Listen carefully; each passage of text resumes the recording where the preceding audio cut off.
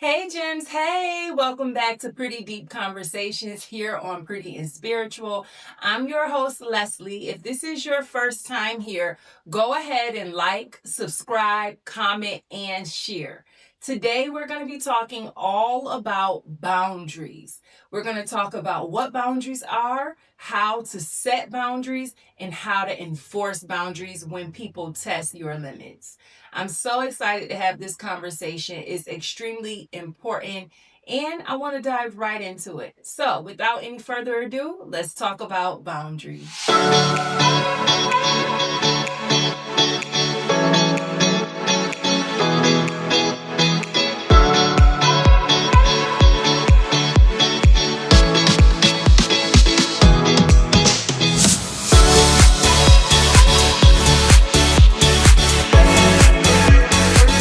All right, Gems, let's go ahead and dive into exactly what is a boundary. Before we can really have this conversation, we have to know the actual definition.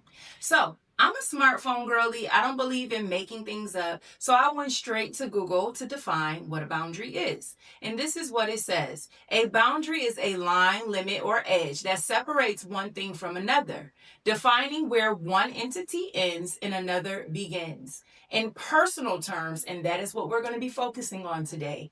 Boundaries are healthy, often invisible limits that define acceptable behaviors, protect well being, and structure relationships in terms of physical, emotional, and time related needs.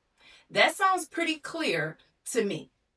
It's also important that there are several types of boundaries. You have physical boundaries, you have emotional boundaries, you have time and energy boundaries, you have material, financial boundaries, and lastly, you have intellectual boundaries. All of this can be found on Google. You can look it up for yourself. So let's talk about exactly boundaries and how to set them with people. With people, setting boundaries can be a bit of a happy medium, or it can be really a wreck. And why I say it can be a wreck is because people like to test boundaries. People like to test your limits. And so when you start to develop some boundaries, some limits in your life that really are being set up and put in place to protect both you and the other person, people are going to have pushback.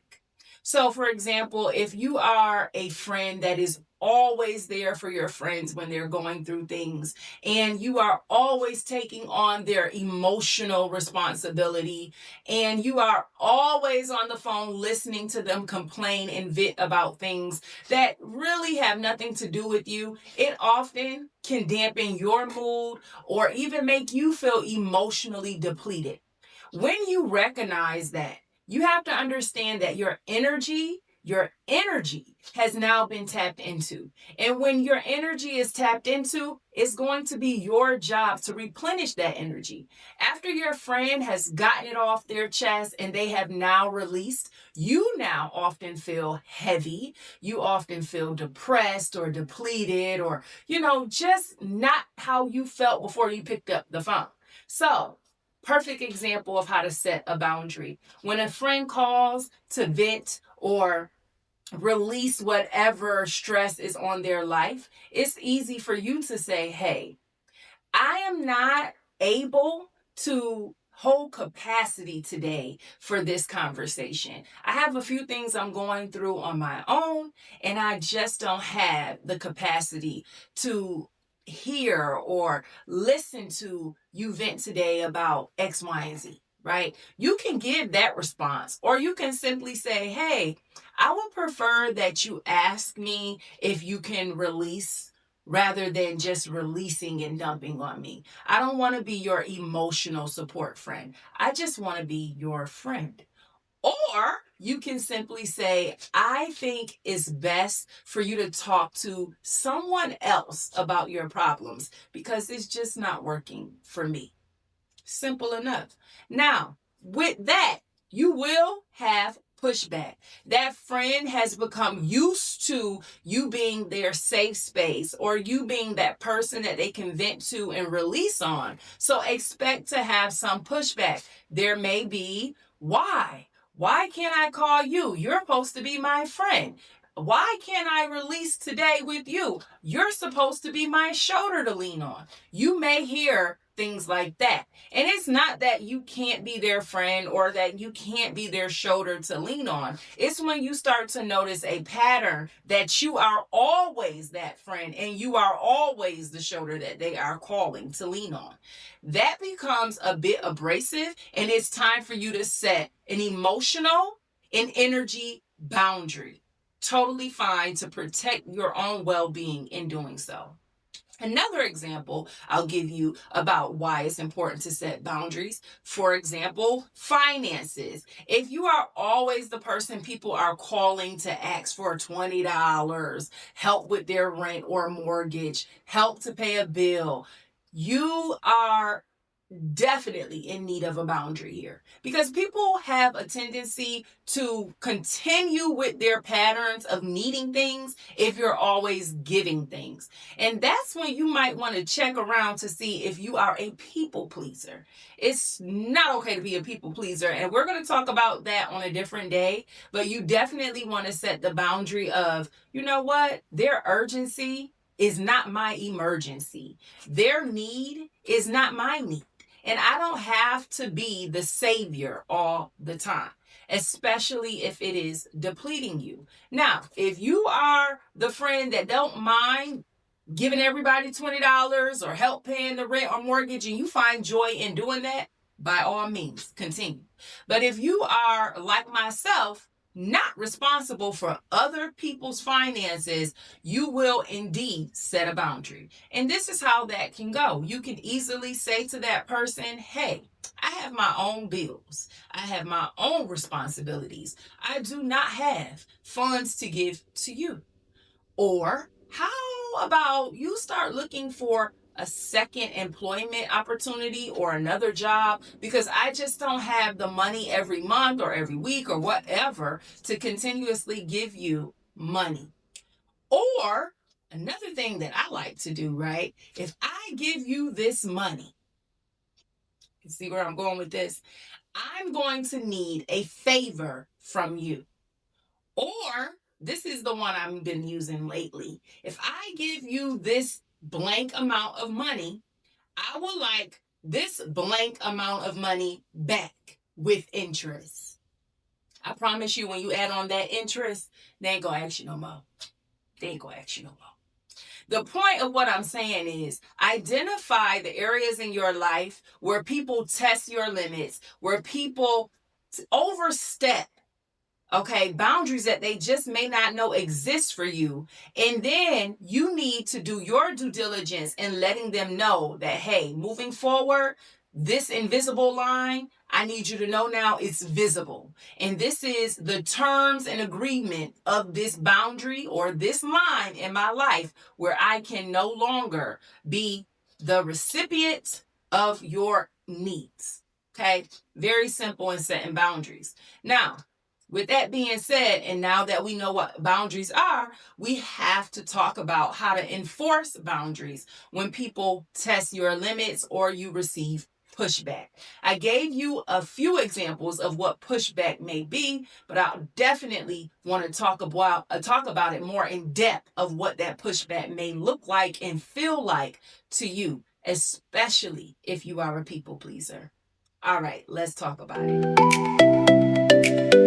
All right, Jim. So we have now defined boundaries. I even gave you examples of how to set boundaries and what to expect. A lot of pushback when you do. And I know a lot of what I said is easier said than actually done and implemented. However, I do want to talk about why that is. First and foremost, before you begin setting boundaries, take a moment to pause. You first need to do some introspective work or inventory on yourself as to where you need boundaries set in your life. As we discussed, there's several areas in which boundaries are needed. Your personal life, your physical touch, finances, your energy, your time, different areas. Identify in your life where you need to set boundaries. And these boundaries can be set for your friends, family, coworker, bosses, whomever you are in space with. So, In doing that, the first thing you need to identify, another example, if you are the person that people call for money or ask you for money, right, to borrow or to have or to loan. If you are that person that people are constantly calling for money and you are uneasy about it, you don't like giving people money, but you feel the need that if you don't give them the money, that they're going to act funny with you, or they're going to cut you off, or that they're going to have this back and forth with you. And so you just give in and you give them the money. That is when you recognize, right, that you need a boundary. And at first, it can feel extremely uncomfortable because you're used to just giving in. But if you don't want to constantly be that person that folks are calling for money or calling for support or things, you definitely have to choose yourself over them. A small little bit of inconvenience, a small little bit of discomfort is totally fine, because the longevity and long haul of how you'll feel is most important. When we recognize that boundaries are to help us stay healthy, safe, secure, at ease with our nervous system, we understand the importance of setting them. So first, before you set any boundary, my friend, please do some introspective work. Identify the areas in your life where you need boundaries, okay? After you do that, I want you to sit with yourself and write down what that boundary exactly is and be very detailed about it. Okay? So, for example, of the finances, my boundary is I will not loan out money without receiving interest in return for the money that I loan out. So if I loan out $20, I'm expecting my $20 plus interest. So maybe my interest, I don't know, is more than that $20. I'm just going to say I want $25 back, right? You can do the math with that. So instead of me receiving $20 back, the person now knows that they have to give me $25 back. So what does that look like when I set this new boundary for folks that ask me for money? They call, they ask me for money. Hey, yeah, you can borrow it from me. I don't have a problem with giving it to you. However, these are now the new terms. I would like $25 back in return for my $20 that I'm loaning out to you. Okay. They may have some pushback, as I stated. What do you mean? $25. I'm only asking to borrow $20. I give it right back to you on Friday. Yeah, I understand that you're going to give it to me right back on Friday. I understand that, this is new for you. However, this is my money and you're asking me about it. So to keep this relationship fair and I feel safe about it, I feel like we both getting a win out of this, I want $25 back. Or, you can always ask someone else. And then if it's okay with both parties, the agreement is made, you can loan out the $20. Now, hence, they come back and they don't have your $25 and they think they can only give you $20. Bet. Do not ask me for money again. As soon as your boundary is tested, as soon as your boundary is crossed, that's it. Access denied. And you have to truly own that. You truly have to enforce that, because if you don't, the people or whomever will continue to play in your face. And we don't want people playing in our face, because we are trying to grow and become our best selves. And in doing so, that means you cannot self-sabotage or have self-betrayal for yourself. You have to stand 10 toes about whatever you say you are going to do.